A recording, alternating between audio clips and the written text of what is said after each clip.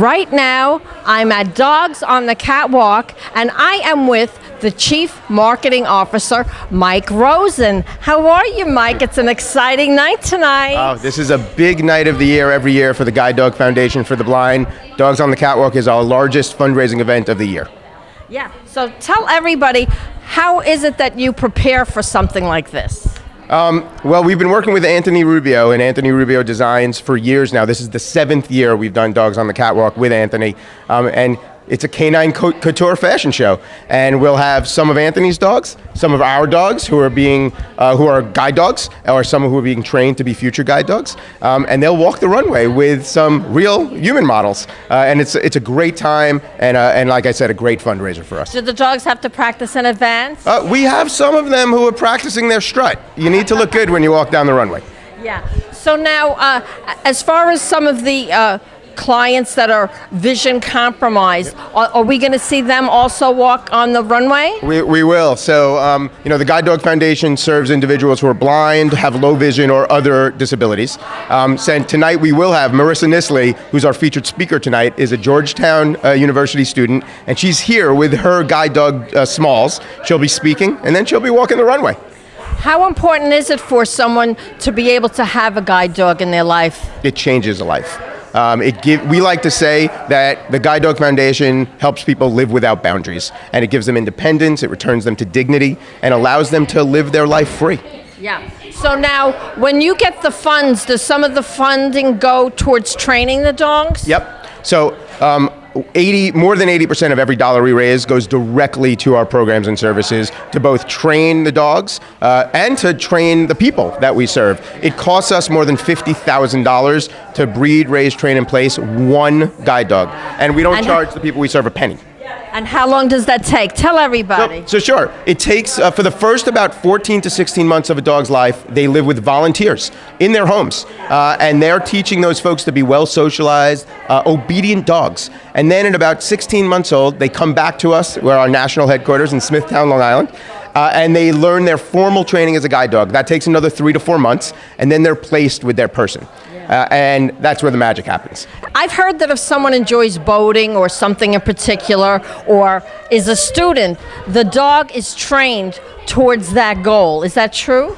It is. One of the things that really sets the Guide Dog Foundation apart is our meticulous matching program. So we make sure we understand not only the physical needs or the visual needs of the people we serve, we understand their lifestyle, their personality, what they like to do, the pace they walk, where they live. And we will find a dog that fits their lifestyle. And not only do we do the formal guide dog training with the dog, once we know who we're going to place that dog with, you hear some dogs in the background, once we know who we're going to place that dog with, we will do some extra training for the dog to make sure it's a perfect fit for the guide dog recipient. What do you think of Anthony Rubio's designs? We love Anthony. He is an enormous, longtime supporter. He does this from his heart, and we are so honored to continue our long partnership with him. Yeah, and the designs are so beautiful. I wish I had clothing like that. Yeah, and you'll see the matching outfits that as our models walk down the runway, both our human models and our canine models. It's amazing. So, Michael, if someone wanted to help in some way, how could they reach you? guidedog.org, and you can learn. There are 3 things we want people to do. If you may need a guide dog or benefit, or you know somebody who may benefit, apply. guidedog.org. You can volunteer. We are relying on volunteers to help us raise these dogs until they're 14 to 16 months old for formal training. And then the final thing is donate. It costs us more than $50,000 for every single dog we raise in place. We charge not a penny to the people we're so lucky to serve. How many people do you expect tonight? A little over 200. So it's going to be a full room. We've raised, in 7 years, we've raised just about $1 million from this event. And you need it. We need it. We need it. And, we're a nonprofit organization, so every penny, every dollar counts. Great. Thank you so much, Michael. Oh, thanks so much. Best of luck tonight. I'm sure it's going to be beautiful. It's going to be a great show.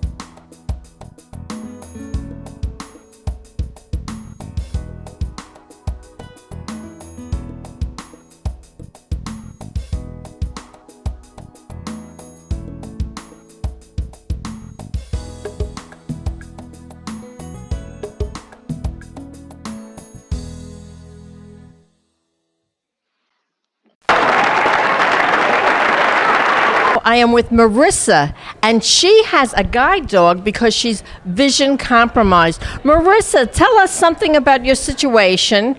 You're a student, aren't you? Yes, so I'm a senior at Georgetown University. I'm studying management and accounting. I'm in their business school. And I have a podcast called Legally Blonde and Blind. I'm a huge fan of the movie Legally Blonde. And the purpose of my podcast is that I wanted to show people what a day in my life is like. And that there's a lot of positives that come with blindness. It's something that's very scary to a lot of people, but it's also added so much to my life. Lots of friends, activities, and most importantly, my guide dog.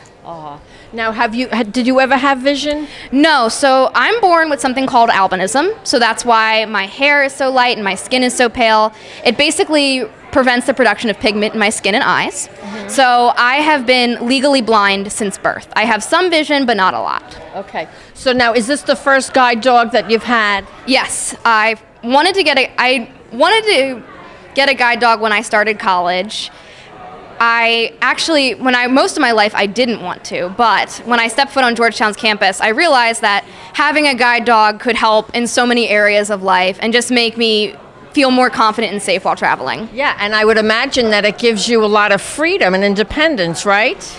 Well, the thing I like to say is that I don't think guide dogs do give blind people freedom and independence. I think we work together and we expand our possibilities. That's a good way to look at it. You're a team, right? Yeah, exactly. So Smalls magically can't take me to class or tell me when to cross the street. I have to give her directional cues. So we work together, and I think by being together, we can, be more confident and enjoy our lives together. Okay, so now when you got Smallsy, how long did it take you to become that team? So we had 2 weeks together of training in Smithtown, New York, and I'd say that the bonding begins the day you meet, right? When you get your dog, you spend every second of the day with them. You are feeding them, taking them to the bathroom, working with them. So the bond builds very quickly. I'd say after a week, she started to feel like a part of me. So now, do you also take care of her? Do you have to feed her and all that stuff on your own? Absolutely, yes. So I have full responsibility for her. I feed her, brush her. I make sure she gets lots of playtime, lots of love, take her to the vet. I basically have to take care of her like any other dog. Okay. If you drop something, does she get it for you? Is she trained that way also? No, so she doesn't do that specific task for me, but if I do drop a French fry, she may try to get it. Now, what's the reaction of the students when you come around with Smallsy? Everyone's very curious. I think a lot of people love seeing Labradors, which I do too. So I think the most important thing I try to do is educate people about service animals and how they are very precious, but you don't want to distract them while they're working. So it's important to admire from afar. They are working. So can you actually walk the street with Smallsy? Absolutely, yes. We go everywhere. We go on the street, metro, trains, planes. What's Smallsy's favorite place? I'd say she likes the metro because she loves finding the turnstiles where you put in your card. She likes finding the escalators, the elevators. I know, she's a very smart dog. I always joke she's smarter than me. We're going to have to give her a diploma. Well, thank you so much. No problem. And you're really somebody to be admired and an inspiration for a lot of people. And I just love your positive energy. Thank you so much. I appreciate it. Best of luck with Smalls and in school. Thank you.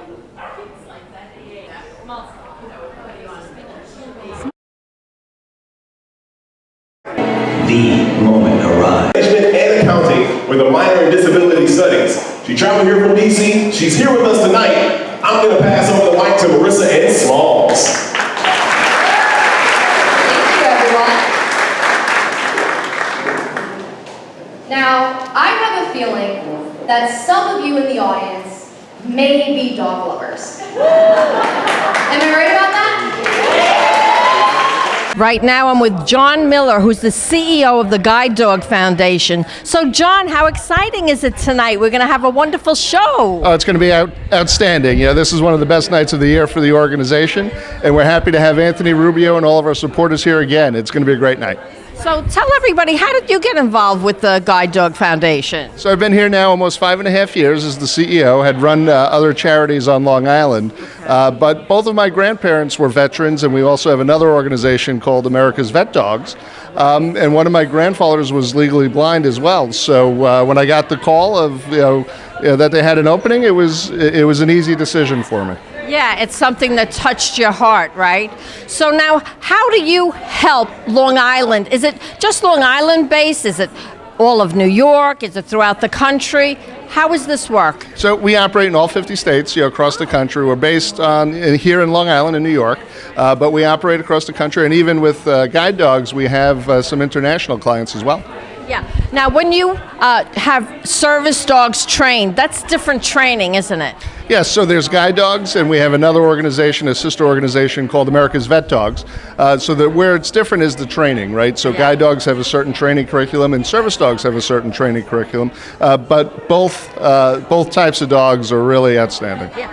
Now, you use a lot of labs, right? What happens if a dog doesn't make the cut? Does that ever happen? It does happen from time to time, and so we are the beneficiaries of many people across the country who help raise the dogs for us. Yes. So if the dog doesn't make it through the program, the raisers will have the first option most times to adopt the dog. Okay. Who names the dog? So we have generous sponsors across the country. There's a sponsorship program to be able to name a dog. You can go to guidedog.org, and all the information on how to name a dog is right there. Okay, now when somebody gets a guide dog, of course there's an expense involved as far as food and is there additional training needed once they have the dog? So we customize each dog for the individuals. Right. So that takes them to about the 17, 18-month process. Once the dogs are customized and trained, we bring each client to our office most times and spend 2 weeks with them and teach them how to handle the dog, care for the dog. They get that 2 weeks worth of training, and if there's more needed afterwards, we have representatives all across the country who reach out and work with everybody. If the dog needs more training or if the handler needs more training, we have people who do that. How fulfilling is it to you to have this kind of a job? Yeah, it's unbelievable. Really, there are very few jobs where you can see the impact, that an organization has or a product had. In our case, it's the dogs. They are life-changing, and it really is, life transformational for people. So it's great organization and a great time to be here. How do you know when a person really needs a guide dog? How bad does their vision need to be? Oh, they have to be legally blind, right, or have significantly low vision. And we work with their medical care team and their families to make sure we find the right match for them, right? Depending on their lifestyle, very often we have clients who commute. Let's take, for instance, here on Long Island, we have a number of clients who commute on the Long Island Railroad and go into the city. So they need very specific training for what we're doing there. And our trainers take them, and each dog is customized to do that. And what is the life expectancy of a dog? Oh, they'll be working for about 10, till they're 10. Okay. Depending on that lifestyle we were just talking about, if it's a more easier lifestyle, it'll probably go a little longer. If it's more intense, they may get another dog sooner. Thank you so much, John. I'm really looking forward to seeing Anthony Rubio and the guide dogs walk the runway, the catwalk, dogs on the catwalk. Thank you. It's going to be great. So at this time, please welcome Anthony Rubio Design.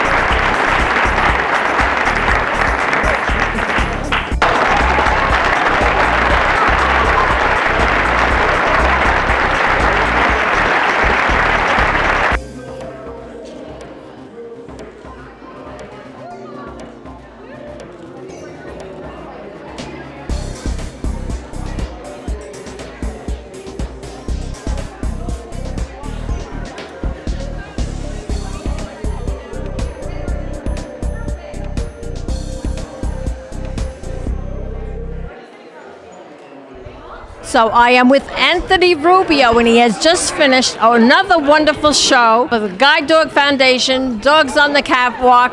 And how does it feel to be doing your 7th show? Well, it's incredible. It's never anything that you get tired of, and this is all for a wonderful cause and a humanitarian effort to make a big difference in people's lives. I think everybody was so excited to see you again. You had such a warm welcome. And what was your inspiration for what everybody was wearing tonight? Well, I had all sorts of inspirations because, I bring in an eclectic collection from New York Fashion Week from the past 2 seasons. I also create for the guide dogs special designs. They had a few little hiccups this season because some of the dogs got kennel cough at the last minute, so they had to bring in some replacements. So, of course, for the last 2 days, I've been sewing like a demon. But that never stops me. You know me. My energy's there, and once my heart is into it. Yeah, I know. You're really phenomenal. Now, what do you think about the model? The dog didn't want to walk, and she picked up the dog and carried it. Wasn't that cute? That is the cutest thing ever, and it just goes to show you that nobody's perfect and that the dogs don't always cooperate, but even when that happens, we're all resilient. You just pick up the dog and keep going. And just keep going. Are you going to be back here again next year? Of course. How could I not be? Of course I am. You're a big draw, and they get money raised so that they can have more dogs to help people that have handicaps with their vision. Yes, absolutely. And like I said, it's worthwhile. It's the one event that I wait for all year long. You would think it would be New York Fashion Week or anything, but this is the fundraiser that brings out my philanthropy. And it's like I can't be the one to be always taking. I always want to give, and I get more pleasure out of giving than taking. So I know you do, because Anthony, everything that you do has always been with animals, pets, somebody in need in mind. Always, you've never put yourself first. Right. It doesn't matter how tired or how exhausting or how challenging it is. If it's a good cause, I'm there. I know this guy works himself to the bone, and he's always looking to make women, gentlemen, and pets look as glamorous as possible. That's true. Very true. And they love it, and everything's very comfortable. Thank you, Anthony. Thank you. Congratulations. Thank you I'm so happy to be with you again. Thank you. Thank you for having me on the show. My pleasure.